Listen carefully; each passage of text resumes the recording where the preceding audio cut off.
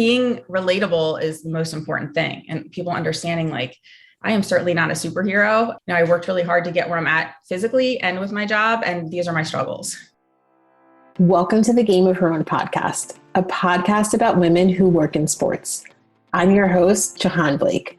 After 15 years of working for 3 major league teams, including the Boston Red Sox, Los Angeles Dodgers, and the Chicago Cubs, I discovered the one thing I loved the most was helping women in sports shatter glass ceilings and take their seat at the table.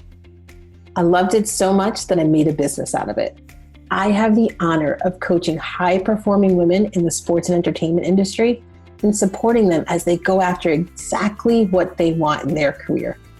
So if you are feeling tired of waiting on the sidelines, done being overlooked for promotions, and you're ready to pull ahead of the pack and take your career to the next level, girl, I'm here for it. I also created the Game of Her Own podcast to support you as well. We are here to share the stories of incredible women who work in sports and entertainment. These leaders and trailblazers will inspire you with their success and the lessons they've learned along the way to the top. Ladies, there is nothing like women empowering women. I am so honored you're here. All right, Game of Her Own listeners, let's jump into 2022 with a bang. My next guest came ready to share the good and the bad, all to help empower you. Jaclyn Sklaver is a licensed sports nutritionist and the founder of Athleats. And just so you know, you spell Athleats, A-T-H-L-E-A-T-S. You see what you did there? Jaclyn has coached over 350 elite level athletes and preparing them for the draft and off-season workouts, including 80 NFL and NBA veterans, world champion fighters, and ITP tennis athletes. So how do you build a successful business like Athleats? Jaclyn shares all about her journey. She talks about why authenticity has helped her run a successful business, how being the only woman in the room has helped her, how she doubted her value and finally got over it, how she built her confidence. And you know what? This list goes on, so I'm just going to stop because we have an episode to listen to. So, Game of Her Own listeners, you ready? Let's do this.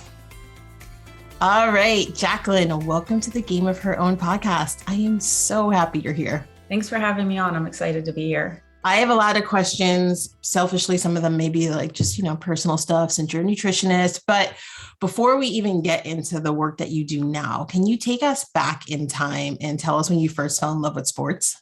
I guess when I was born, I think I've been playing sports since I was 4 years old. But at a very young age, I kind of leaned more towards what you would call, I hate to say this, a traditional boy sports and the girls. Like I wasn't gymnastics. I wasn't cheerleading. I was like, I want to play basketball or I want a BMX bike, not a 10-speed bike. Or I started so young. It was a huge passion of mine. And I would hang out the basketball courts. I eventually put a basketball net in my front yard. And I started getting into the fitness side of things and lifting weights when I was about 15. Where I grew up, women's sports we didn't go in the weight room. So that was something I had to do on my own. So I would have my dad drop me off at the gym after school, like a gym I belonged to, and just watch the guys and do what they did. And so that's where I started getting into the lifting weight side of thing.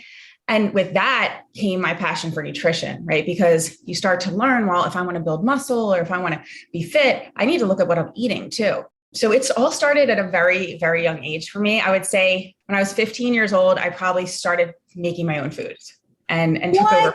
Yeah. And I didn't know, I just learned everything. And at the time, because I'm a little bit older, this was the high carb, low fat phase where everything was a bagel and low fat cream cheese and things like that. But yeah, I brought all of my own food to school. Actually started even younger than that, middle school. I started bringing my own food. I didn't know why, but I knew that I did not want to eat the food they were giving me. I knew that it wasn't quality enough for me. I just didn't know why. And my mom always jokes about it. And she said the teachers used to call her and say your daughter doesn't want to eat that food. She's like, no, she does not. She's going to bring her own food. And so it started at a young age. Wow. So in my household, my parents were very I like to say ahead of their time. They would always go to there was one, health food store that they would go to because there wasn't there was one in our town and it was tiny. And we didn't have sugar cereal. We didn't have any of that stuff. And I was the opposite of you because when I got out of my house, all I wanted was all the food I could never have, which did not that did not end well, as you can imagine, right? Switching over to all this sugar stuff and high processed foods like McDonald's, because we never had that, but I always wanted it. And you're the complete opposite. You were like, I don't want this stuff. Like, I know this is not good for me. Like, what was it that made you think, I don't want this? I'm not even sure. It was like, I must've been like watching things and reading things. Like as a kid, I remember I used to read like Muslim Fitness magazine and Fitness magazine. And back in the day, it was like, ESPN would have all the fitness stuff on TV. And I guess I just started reading about it. But the quality of food when I was younger is what got me. It was just gross to me. I knew that quality, something about it grossed me out. And like, I never had fast food. I never had a donut until like my 30s. I know it's crazy.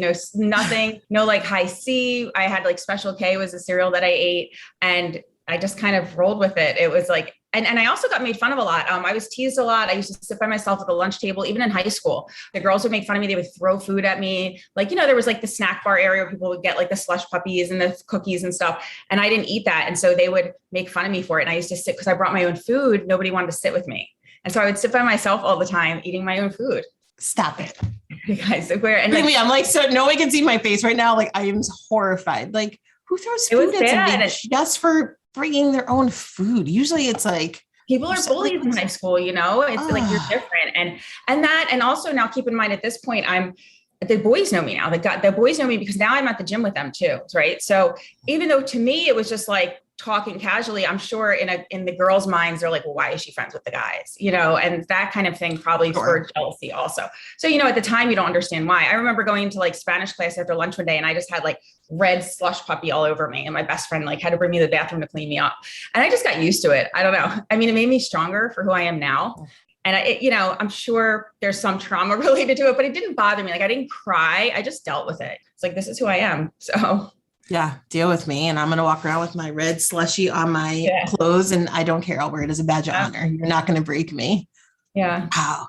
So when did you make that transition into like when you went to college? When did you realize you wanted to work in sports? Was that always a thing in your mind?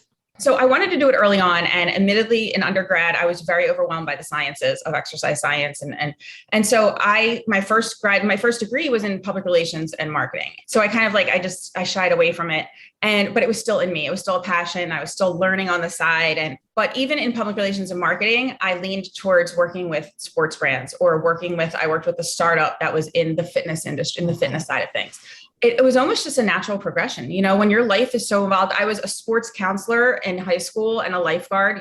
I did sports counseling for the boys at JCC camp. And so it almost was just a natural progression, right? When I knew I wanted to work in pro sports, rather than just fitness, was probably my graduate school internship. I went on to a Facebook group of a sports nutrition thing that I belonged to. And they said, we're looking for interns to do NFL Combine in Atlanta and Florida. Now I'm living in Manhattan at the time in New York City. And so I applied and they're like, sure, we'll take you down, but there's no, we don't have pay and there's no housing. You have to live there on your own. And I was struggling because I went back to grad school to get my degree in nutrition. So at this point, now I'm in New York City in my 30s, broke, struggling, but this is what I want to do. So I took it on. And I actually luckily found someone to sublease my apartment in New York for like 6 weeks, got a place down in Atlanta and went into this place called Chip Smith Performance Systems. And I knew right away, like, these were my people. This was my home. This is where I belonged. I was struggling for so many years to kind of see like, where did I fit in? Where did I belong? And I just felt like I was at home right away. And I'm like, I need to be here. This is what I need to do. Went back to New York after 2 months and packed up my stuff and moved down to Atlanta. And I am like the person that everyone's like, wait, you're leaving New York City? I was there for 17 years. Like, I love New York. It's the best place in the world. But I knew what I had to do to get to the next level. And I felt like I loved it. I wanted to be there and I wanted to be around it more. So then I moved down to Atlanta and spent about 2 years there, really building up my network, meeting people, still working at Chips, meeting other coaches that worked in sports, meeting other athletes. Atlanta is a huge epicenter for sports. It's great. Meeting, one of the doctors that I work with now, who we work with a lot of athletes together. So I did that until I finished grad school. And then I just missed New York a lot. So that kind of takes me up to almost where I'm at now. But that network that I built in Atlanta is really what got me broken into the sports, to the pro sports. Did I get this right? Chips was an internship? Yes, I was interning through Dymatize, which is a like a supplement company. They make protein. Chip Smith Performance Systems is the place that hosted the internship. And normally people come in for like 6 to 8 weeks and then that's it, they're done. But I was like, well, I'm coming back next year, and I came back the next year and I was there every single day, every day in there. And I would even train with the guys sometimes. And that helped a lot too. That buy-in of like, oh, well, she's like us. Like she's an athlete also. I was in the weight room with them, hanging out. It was like an organic build relationship. And they saw me studying every day because I was in grad school. And then eventually I was studying for my boards. It was pretty intense. So I'd have my flashcards out in the field and things like that. And I just started making relationships with them organically. And they were like, you know more than our team RD does. You know more than anyone I've ever met. And my first client was I think a 9-year vet in the NFL at the time. He's like, I've never met anybody who knows more than you. And I'm like, really? And they really gave me the confidence. These guys gave me the confidence to be like, okay, I know what I'm doing, because I'm also, once again, in a male dominated industry. And the people around me that were in sports nutrition didn't really make me feel that way. I showed up to all the conferences on my own. I did everything I had to do, but I always wondered, like, do I know enough? Am I good enough? Am I gonna be able to do this? But having the approval from them, I was like, oh, really? I do? I know more. I can help you. And that's kind of where it started. And then, and once you help one person, working in pro sports is a very small community, right? And once you're a trusted person, it kind of goes from there. But I never took the team route. I always had my own business. So that was a little bit different than most people. So tell everybody what you do now and who you do it for, who you service. So I am a what I call a functional sports nutritionist. So my background's in functional medicine nutrition. I look at the person as a whole, root causes of things. I'm a licensed dietitian. Also, I work with everybody from like active gym goers, but professional athletes. And I've done about almost 375 draft prep NFL players. This past year was my first year doing NBA draft prep. I've worked with about over 80 NFL players in my time. Also worked with Deontay Wilder this year for his fight. So, world heavyweight champion, former world heavyweight champion boxer. That was an amazing experience. Worked with some UFC fighters, tennis pros. So what they do is they hire me outside the team and I become their personal nutritionist. So it's really an honor to be that chosen person that's a part of their team outside the team. When it comes to fighting, it's a little different. So like UFC and boxing, they build their team out. We are part of their team. And when somebody's coming from a pro league and hiring me, it's really flattering because it's like, okay, they're trusting me. And then not to say I override, but I have a relationship with a lot of the teams, the pro teams, like dietitians or their strength and conditioning coaches, because we have to communicate. And I take a deep dive into their life and we do really comprehensive lab work. I look at every aspect. I meet their family, and depending, everyone's different, what they're hiring me for, what they need. But I really set them up so they know exactly what they're eating, when they're eating, hydration, the types of foods. A lot of times I work with chefs that they hire. So I collaborate with the chefs and make sure they're getting in the right micronutrients, anti-inflammatory diet. So it goes everything from what's going into their body to the timing of the food and the recovery. For me, recovery is really big, especially, if you're a basketball player, you could have games back to back, right? So recovery is the name of the game. The faster you can recover, the sooner you can train, the better athlete you are. And then, we look at all aspects of life. So sleep, we look at, some people might have underlying health issues that we address. There's really a lot that I can do. It all depends on what people need and where I can come in. And then I have a big relationship with, sourcing out chefs, sourcing out meal prep. Training camp might be in another city and you need meals for 2 weeks. So I hire a chef. For Deontay, for fight week, I had to hire a chef out in Vegas who prepped all of our meals, delivered them to the hotel. We all ate dinner together. So there's a lot of different hats that I wear. So you're busy with this company that you created. I mean, you have a team of people, right? That work for you as well? Not necessarily. Okay. I have some people that I can call on when I need help, but I do a lot of stuff myself. And that's kind of been part of my growing pains as a business owner this year, learning how or trying to outsource the right people. But when it comes to like fight week, it's really me. For Combine this year, I will bring on somebody to help me. I'll definitely have interns at the facilities, but it's really me doing most of it and a virtual assistant. You sound a lot like me. So when did you make that leap of faith, right? Because I know, I was doing my homework and I saw that there was almost like an overlap. You were in events and brand strategist, right? But you were also doing athleats. Yeah. I want to say athletes, but it's athletes. Yeah. And you were doing that at the same time. Then you eventually became full-time. Right. Yeah. So what I did is I had to quit my job, like in marketing. And at the time for the marketing and brand strategy, I was working, like I said, that fitness it was like a class pass. It ended up failing, but it was kind of a class pass fitness. But I was already, so I was more in the fitness realm of things. And I had to leave that, I had to leave my salary position knowing, and living in New York City, like you're kind of broke anyway, unless you're a millionaire, but not having a salary gets scary. But that's when I started like really training, becoming a personal trainer and strength coach. And I would, be up at 6, 7, have clients from like 5 to 8 in the morning to train them to pay my bills. And then once again, I never worked in a gym. I had my own personal clients, but that's what also built up my other side of my business, which is my general population, because I got a trusted network of the best trainers in New York who were like, my clients need a nutritionist, who can they go to? And that's Jackie. So I went back to school and I started at the time, I already knew a lot about the basics of nutrition because I've been studying it on my own, but it was really taking things to the next level. And this is, the difference where I tell people, okay, like anybody can kind of understand diets and macros, but the biochemistry of nutrition and how it affects your body, that's a whole nother ballgame. That's when I made that, that breakaway. I went to school in Connecticut. So when I moved to Atlanta, I had to fly to New York to go to school. And that was twice a month. So I had a year of doing that. And then the last semester was really just studying for our boards.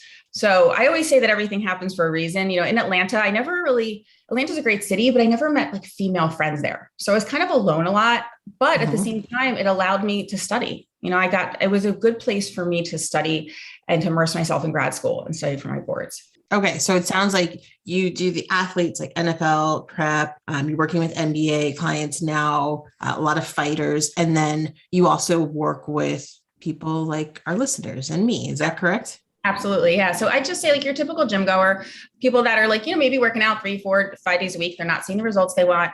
A lot of times I have women that are moms that are like, it's time to take care of my body again. I need a whole transformation. Sometimes I have people with underlying health issues because I do focus on like gut health or autoimmunity or, and hormone balance. So I do have that like 35 plus person whose their hormones are changing, but everybody I work with is active. Everyone's in the gym, one way or another. And then we have some people that are casually training for maybe like a tennis competition or, whatever goal they set out in their mind, a half marathon, stuff like that.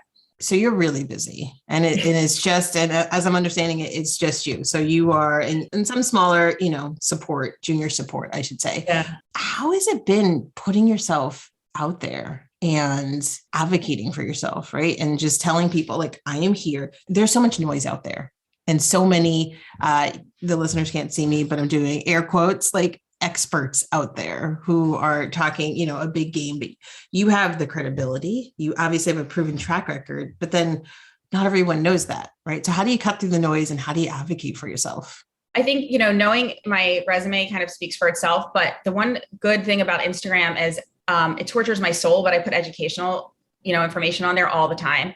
And I think that helps people. Like I have to make reels all the time. I hate it, but people can see, oh, wow, this girl knows what she's talking about. And so that was a great platform for me. Even, last year before reels even came out, I spent so much time just putting education out and making it something that's easily digestible for people. And they're like, oh, she actually knows what she's talking about. And I understand this now, and these are things that I've been questioning or wondering. And I do a lot of Q&A. So I think that platform has helped, credibility comes a long way and referrals within the industry. So if somebody says like who to go to, I'm like the name that pops up. But, as we spoke about a little bit before, people don't know about me as well. And that's been a struggle because being a woman, I hate to say it, I'm not one of the guys. I don't get posted on people's social media. What I do isn't glamorous. We're not taking shots out. We don't have a camera crew following us around on a field or a court. It's a more personal experience. Sometimes, and even right now, like I have athletes I can't even speak that I'm working with because we're working on something that people don't know is coming up, or I am in healthcare. I do work along with the doctor. So there is a privacy to it. That's just something I have to respect. If the athlete wants to talk about it later, they can. Even with Deontay, people didn't know I was working with him until very close to the fight. I knew before the fight was announced, so things like that is a big part of it, but it's not as glamorous, I guess. And so that holds me back from getting that media coverage that's needed, that for people to know. How do people know about you? I mean, unless they're coming to my Instagram where my athletes are posting, media helps a lot. In our industry, it's a pay to play kind of thing. And I've looked into it, public relations and stuff. It's expensive. I personally, I can't spend $5,000 a month on a PR agent. That's just not where I'm at. I'm a one woman show. I invest every single dollar I make back into my business, but that's beyond my budget, to get what? To get someone to write about me when I'm already doing it. But I can't have like a full blown agency right now. I just don't have the ability. And it's kind of like, when you look at it as a business owner, brands want you if you have more following. You get more following by having people know about you, right? So it's hard. It's this conundrum, and then I just get too busy and I table it. you know? Yes, it's so difficult. And I'm right there with you. And you have an incredible following on social media. And those of you who are listening now, like scroll down. If you're not following Jaclyn, scroll down. I'll link to it in the show notes and you can start following her. And she's fantastic content. But like the work that you put into your content, It's a lot. I've seen what you're doing. And I'm like, oh, like, how do you, I just thought you had like a super team behind you, because that's a lot of work to put out People there. don't realize that. And a lot of people in my position are doing that. I mean, and that's the other difference. So people always reach out to me and they're like, I'm thinking of doing what you're doing. How do I get into it? Most people go down the team route, right? You go into like a college internship, college team, regular team, and you're really not even allowed to post on your own social media. So that's not even an issue for you. You're on a salary, you know what you're going to make. You don't have to prove what you know. It's a whole different ballgame. As I tell people, don't think it's easy. It's not easy. It is easier. Believe it or not, Reels are easier than what it used to be. I used to spend hours on Canva and like making that content and stuff. And I felt like a part-time graphic artist. With Reels, I can just kind of spit my knowledge out and edit it down a little bit. I mean, I'm not dancing around on film, that's for sure. I'm too old.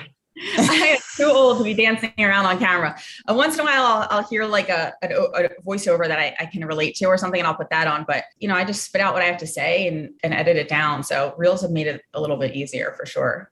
So, okay. So what I'm hearing you say is, in terms of advocating for yourself, you put out educational content that's going to help people. You are staying true to yourself. You're not dancing around on Reels and doing what's trendy right now. You're sticking true to yourself, using these different platforms or one platform to help you enhance and share information, but you're authentic about how you're doing it. And then you focus on your priority. So if you are super busy, you have to table creating new content for Instagram, right? You're not letting Instagram take over your life. Did I get that right? 100%. And sometimes, and that's like when I'm really, really busy, I'll fall back on the Instagram and people say, well, like batch your stuff out. I did that last week. I did do a bunch of things. I had an idea of like, okay, let me just film a few things at once, but that's a lot easier said than done because my brain's only so big. And you may experience this too. When I'm really immersed, for instance, like with fight week. So fight week for Deontay was the same week as NBA preseason. That was a lot going on in my brain. Instagram wasn't even a thought. My brain doesn't even have the ability to be creative to think about Instagram. So I'm just like, let it be, you know? Yes. And that's another thing, like you said, being on my authentic self. I'm a real advocate for being an authentic woman on there also. Like I posted something today where I do have a bikini on. You know, I'm 43 years old and I've been an athlete my whole life and I'm real. And I want people to know, and I'm very real in my stories and I'm very real about the struggles I go through. Like yesterday, I haven't been able to get myself to the gym in 4 days. And I talk about that and how I feel and how stressful that is for me because I'm a human. And, you know, and so I really try to keep everything as real as possible on there. Sometimes I'm like, oh, I should take that down.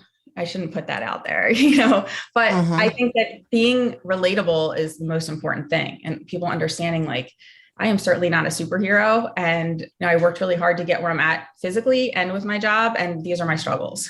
Yeah, I'm a little shocked that you just said you're 43 because you do not look it at all. Like you look fantastic. We are the same age. And so kudos to you.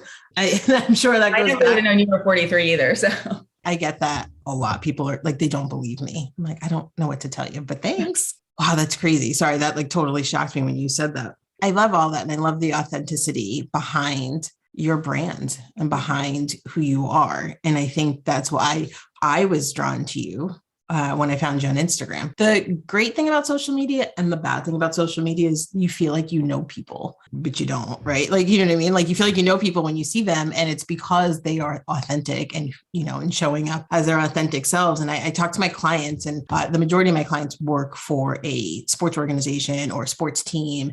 And that's the one thing I always tell them, you have to show up as your authentic self, as difficult as it may feel. And you may not feel accepted, but when you do your best work and it shows with the work that you're doing. You show up as your authentic self and you have a great following and you have great clients. Like that's the most important thing. And you've been operating this business for almost over 7 years. Is that right? Yeah, this will be my 6th year with NFL Combine. So my 6th year with pro sports, I say. Crazy. It feels like yesterday, but it's just like, oh my gosh, I can't believe I'm going into my 6th year doing it. Yes. Congratulations. Hey, Jahaan here. I hope you're enjoying the interview. I am sure you are thinking about your own career right now and how you can pull out in front of the pack to take your career to the next level. For 18 years, supporting women in sports has been my favorite part of my career, and I would love to support you. Whether it's joining my free Game of Her Own community or one of my one-on-one coaching programs, I am here for you. Send me a message at jblake@jahaanblake.com or DM me on Instagram at jahaanblake, and let's schedule a time to have a free session. I cannot wait to hear from you. All right, let's get back to why you're here. Okay, so a lot of times people see just the end result, right? They start following you on Instagram and think, wow, she's got it all together. Like, you know what I mean?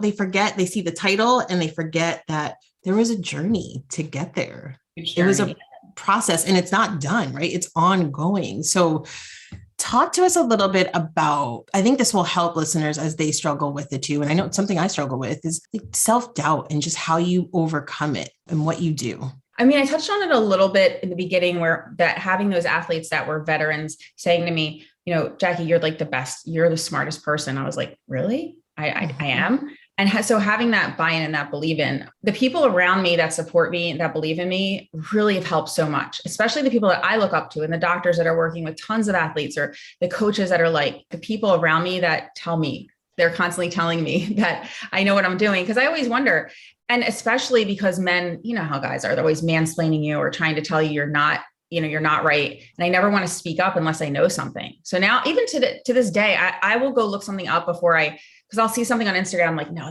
that's not right. And I'm like, all right, let me go look it up before I say anything. And of course I'm right. Like, you know, the point that I actually believe myself. Like when I doubt something, it's wrong.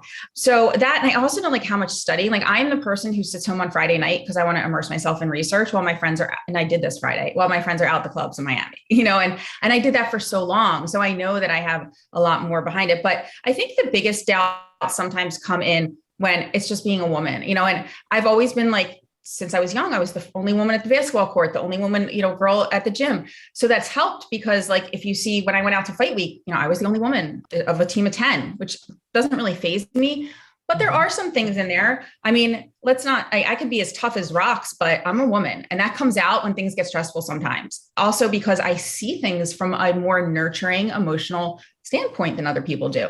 And sometimes it's great. If I have a team of men around me that can appreciate that, they're like, wow, Jack, thanks for bringing that to our attention. We didn't even look at it that way.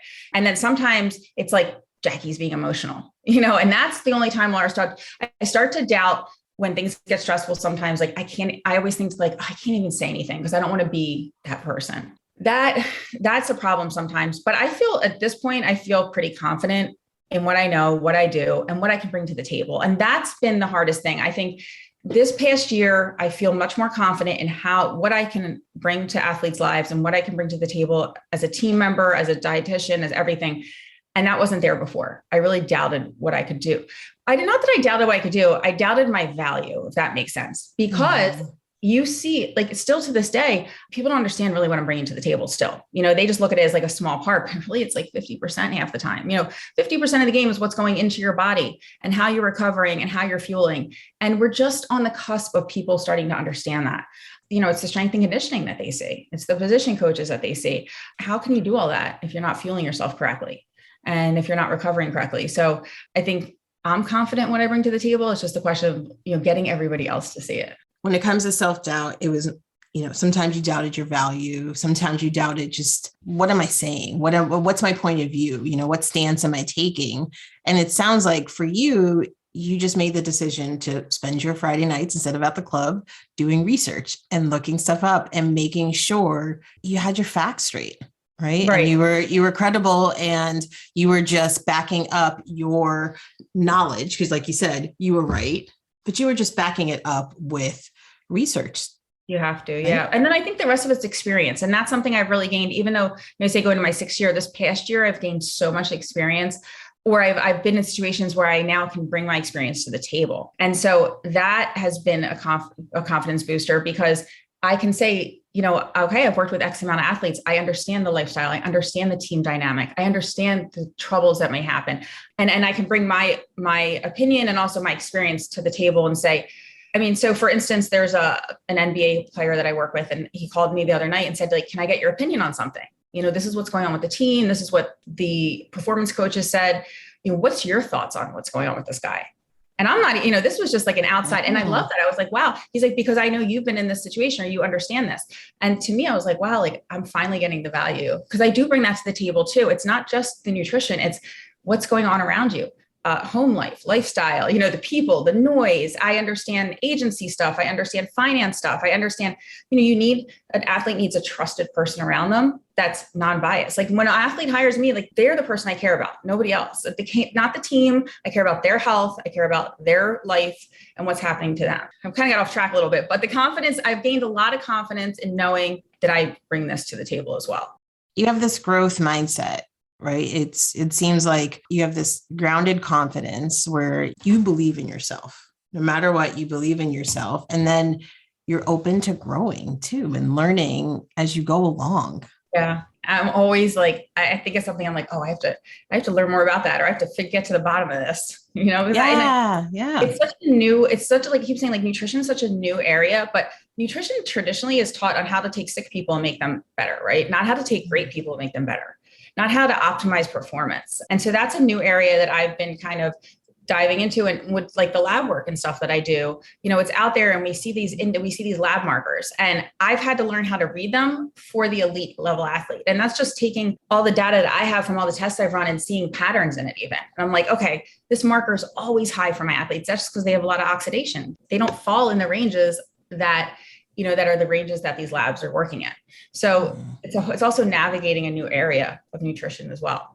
And it's so new, and I don't hear any sort of discouragement in your voice or like, I don't know, insecurity in your voice when you're learning something, when you talk about, hey, there's stuff I don't know, but I just read about it and figure it out. And then off I go. And like, you can read about something on a Monday and talk to somebody on a Wednesday and talk about it like you're not like you're an expert, as an expert, because you are. Right. I mean, as long as it's not NFTs and crypto, because I can't seem to understand that. I'm good. I say like, and that's the other part. People are like, you have to learn about finance too. And I'm like, oh, I'm trying to learn about metabolism. It's like, and then if I don't know something, for instance, I'm not an expert in endurance. Endurance is a different area of nutrition. The science is just a little different. So I refer out, if it's something that I'm not a specialty, it's not my specialty, I will refer out, and I know when to do that.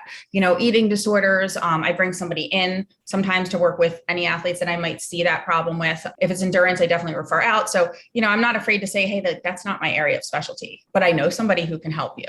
Yes. Being resourceful is so important. So important. It's one thing to expand your knowledge, but it's also one thing to acknowledge when, okay, this is out of my lane, so to speak. And I kind of hate that saying, but just out of my area of expertise, I'm going to bring someone else in who knows this well and can do this well. And the same thing can be said if you were working in an office, right? And you just hear somebody who says, I need help with this. You may know a little bit about it, but let's bring someone else in who's going to make this person or client or whatever help them. Yeah. Like it's all about the client and helping them. I do find though in my own business, and you might find this too, one of the places I want to say like fail, but I haven't been great at, is hiring the right contractors or bringing people in, like, email marketing. I've kind of like gone through different people. And I think it's because sometimes I get so busy that when I need that help, I don't have the time to really do my research enough that I need, or I'll take a referral from someone and, graphic artists, stuff like that, SEO. And it's okay, but it's not really up to par. I feel like I've wasted money and gone through a bunch of, things like that, where I haven't been great at figuring out how to bring on help for myself, but I'm good at other people. And that's just something that happens as a business owner. It's like, I guess I should sit down and spend a little more time researching those people, but when I need them, it's because I'm so busy. Yes, it's so difficult. And you're right. When you're busy, it's when you need them. And it's taking the time to like sit down and figure out what you need. And by the time you do, it's like, okay, well, now I'm done. I don't even need them anymore. Yeah, that is the tough part. Sometimes like, I don't even want the added expense. I'm just going to figure this out on my own. Like there's certain things that like my virtual assistant always does, and new things. Sometimes it's just like, I don't want to add on that expense to it. I'm just better off learning it myself as long as I have the time. Or sometimes like back to like the world of Instagram, which I love that you said it tortures your soul. Like you just have to table it and be like, you know what, this isn't going to work for now. My clients have to be the priority. Like that's it. Yeah. I mean, because you think about it, like people thank me for putting all that information out there, but like, what do I really get from Instagram? I don't really get that much, I don't get that much from it. And I do worry, like, what if Instagram shut down tomorrow? That's one thing I do need to work on, is how figuring out someone who's going to transfer like all those reels and everything that I have to like my website somewhere. It has to live in my world. I have to own that stuff, not Instagram. That worries me. Yes. That's a lot of stuff on there. And like if Instagram were to shut down tomorrow, then what's going to happen to all that stuff? Yeah, I'm having like a little panic as you say that. I'm like, right, I need to make sure I'm tracking this stuff in one place. So for all the business owners out there in the sports world or those who are thinking about starting their business, that is a really crucial thing. It's a very critical to make sure that not only that you take your content and have it somewhere that you can reference it or people can still get to it, but also how do you still stay in contact with all of your followers? And that's something I've tried to do in the past, like doing this email list, right? So you have to get that like CRM email list. And I need to really focus on that and just collecting that emails and stuff from people. But then you have to put a newsletter out and, email people. And that's a whole nother story. But yeah, you need to get those people's information and hope that they can find you or you can find them. And then also like on a scalable thing, eventually I would like to make a product where like I'm thinking about doing a supplement line right now because I'm really into supplements and things like and formulating supplements. It's always been a passion, but I need to be able to reach out to my audience and have that as my proprietary list that I can market to, not just through Instagram. And that's something I don't have and I should. So when you think about that, you think about down the road, you're like, wait a minute, I've got 12,000 people that follow me and I've got 300 email addresses. Yes, exactly. It's kind of, as you're saying all this stuff, and I'm just thinking about how successful your business is. Like, and I feel like you touched on this a little bit, but like, how do you just manage that all, right? Like there's your business and your clients, and that's the priority, but you have all this other stuff as a business owner that you have to worry about. So I guess my question is more, how do you balance that all without it like driving you mad? I have a client management system. So I do all my intakes like the same time every day. I have like all of my check-ins are on Thursdays. Like all my client check-ins are on a Thursday. So I sit in front of the computer that day. I used to do like around the clock and I stopped my calendar at 5 p.m. except I didn't say this. I work with a lot of high school athletes. We'll do one-offs and they have to do it at night after practice. So I'll do like a one-off with them and help them. And so that's the only people I'll work with at night. I didn't even have weekends until recently. So I do have to I set my calendar that my weekends are mine, but I'll do all of my like intakes, during certain times of day. And I do all my check-ins on the same day. And, I just have to like kind of slot out that time, basically. It gets difficult when I'm traveling a lot. That's another thing. So with Deontay, I would travel to Alabama every Sunday. So I get on an airplane. So like Saturday night, I had to be in bed by 8. And then Sunday I had no sun. I was out in Alabama. I flew into Atlanta and drove to Alabama. And then I'd come back and like Monday, I really needed to get all that stuff together and back out for the team. So that shortened my week. So that made it a little bit harder. Right. Traveling to the West Coast was really difficult. Being out in Vegas for like NBA Summer League or for Fight Week, it's hard to get calls on the East Coast. I'm not waking up at 4 a.m. So that makes it a little more difficult, but I think it's really like setting specific times that I can do things. I could be more organized even, to be honest with you, but I know that like when I'm going to do intakes and things, like I just have that set through my calendar. I don't have like a social media account. I don't have like this time at this day, and I batched out all my social media stuff. So I don't feel like I'm hugely organized, but some things you just have to get yourself there. The key thing I hear is that you have established boundaries that helps you with your balance. And I didn't have them before. And that comes along with confidence. This is something really I've gotten a lot more this past year. Being able to have boundaries, being able to say, to somebody, listen, if you don't want to give me what I know I'm worth, then I don't want to work with you. If you can't call me back in a normal time period, I don't care who you are or what the opportunity is. I need to be respected for, what I can do and what I bring to the table. And I am not going to shut off other things because of that. And that happens a lot. And the one thing with pro sports is it's just kind of occupational hazard. When you're working with people that are very important and very busy, schedules don't always go as planned. I've gotten on an airplane, landed, and I got a call like, oh, hey, Jack, I had to fly out and I'm in that town. I'm in that city. That's not an unusual thing. Or I fly somewhere to see an athlete play and they're like, oh yeah, I forgot to tell you, like, I'm not playing in this game. I'm like, okay. And you just make the best. I mean, literally, right. Those are the cards that are dealt to you. It's not even, I don't even get surprised anymore by that. But you do have to budget for that time too. Sometimes you have to think about that.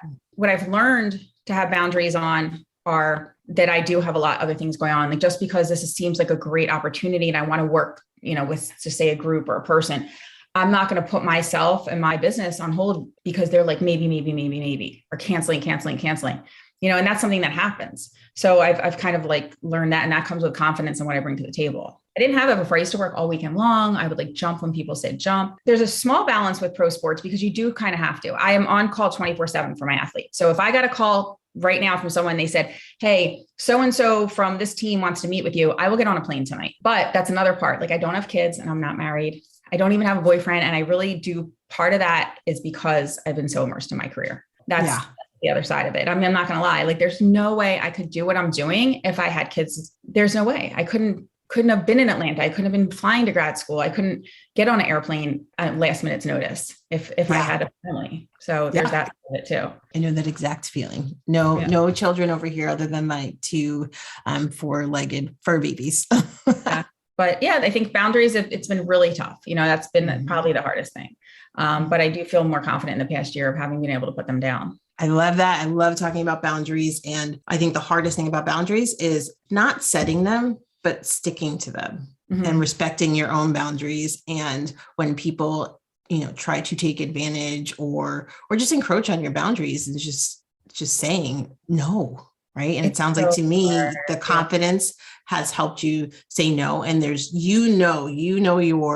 your principles, when you'll say no, when you'll bend, because it has to do with like you have these parameters or a framework that you work within that helps you know when it's okay to bend on your boundaries and know when it's okay to say no. Yep. And you have to, as I keep saying as a woman, but you have to as a woman, because I think people look at us as they can get away with more. And I also think, like I keep saying it with the pro sports side of things, people look at everybody will do whatever it takes to work with an athlete or to work with an organization or something. And it's like, you can't, because they'll step all over you, in general. It just happens. And so you have to be strong and put your foot down. And for years, listen, I did it for years. This is the other part. I did this for years. I worked for free. I worked for very minimal. I was all over the place. I put so many hours. I mean, I probably put 2 years of almost unpaid work, if you look at it, or almost I paid to work kind of thing. Yeah. Maybe, so it's not like this happened overnight. That's another part of it. I did it for so long that I'm not doing it anymore. That's how I look at it. Yes. I love that.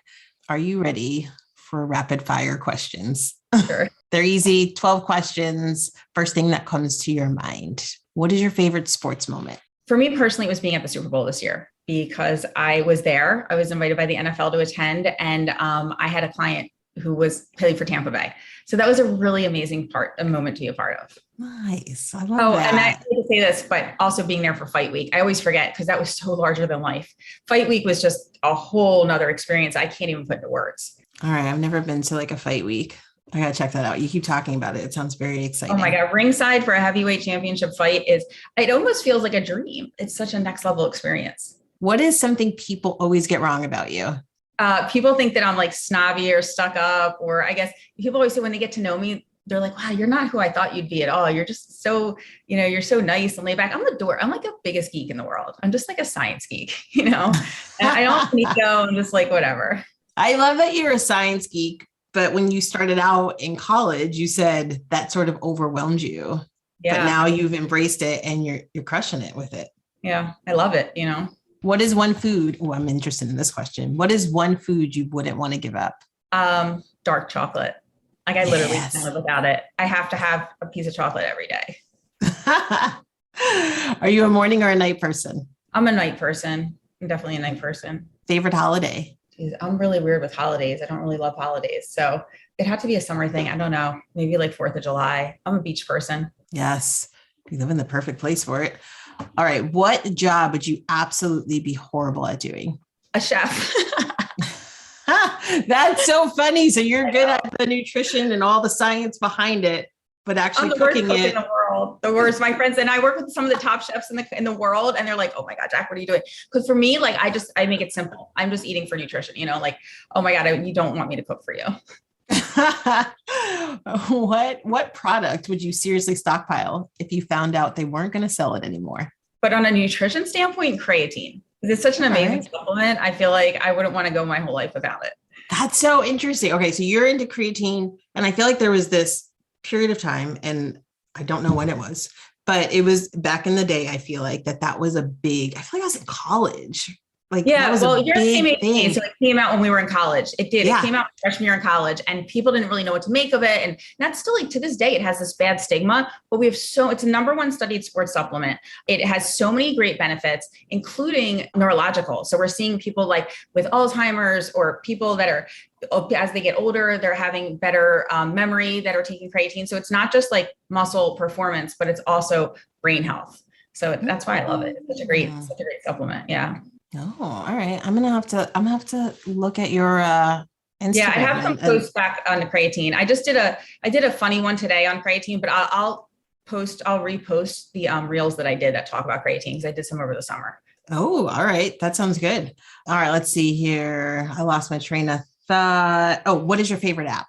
I mean, the one that I'm on the most is Instagram, unfortunately, but my favorite app is my period tracker.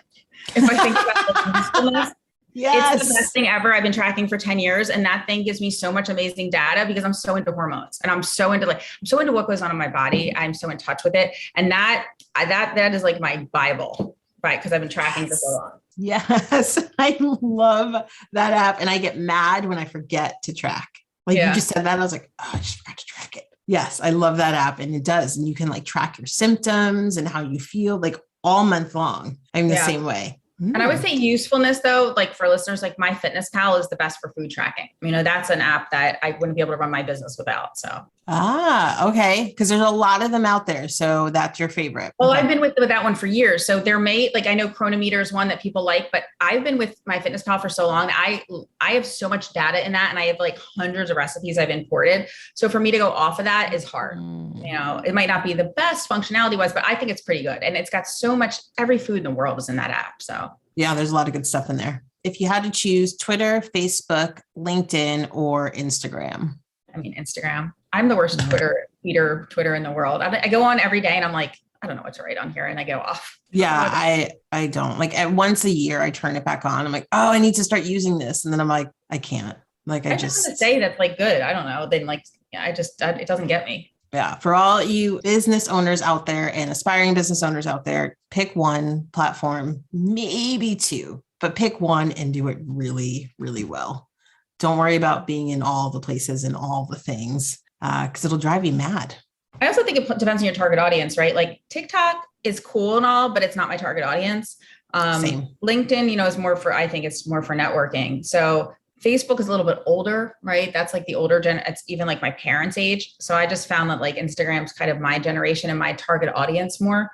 You know, it's all depends on like what age group you're in and what age group you're targeting. Yes, exactly. Who is your ideal client and who are you going after? Even if you work for an organization or a sports company, sports team, like, and you're trying to brand yourself. Okay. So LinkedIn might be a better option for you, or Instagram. Like it depends on how you're trying to brand yourself. It's just knowing your customers, knowing who you are, and knowing what you want to go after.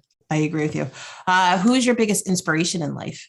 Honestly, I get really inspired by my clients and my athletes, like even just my regular general population clients. Like they inspire me to be a better person or to do better, learn more, sometimes even motivate me to work out, stuff like that. So I get really inspired by my clients and my athletes, and you know, seeing what the adversities they go through and how they deal with it. And I'm just like, wow, that's so inspiring. Like they were able to handle this, and I learned from them too. As a child, what did you wish to become when you grew up? I think what I'm doing now, I swear, I really do. I just wanted to work in nutrition. So I guess I'm doing it. Yeah. I think about that sometimes. I'm like, holy crap, Jack, like you're living like a childhood dream in a sense, you know, like I don't think about it in the moment, but sometimes I try to be reflective and appreciative and grateful. And I am, you know, living a dream for some people. All right. Last question. Finish the sentence. The future of women working in sports is infinite. Infinite. You know, we could take it all over. There's so much opportunity for us. There's so much need. There's so much need in every area. I mean, I tell people, especially in the science side, like strength and conditioning, with coaching, it's an infinite possibilities for us.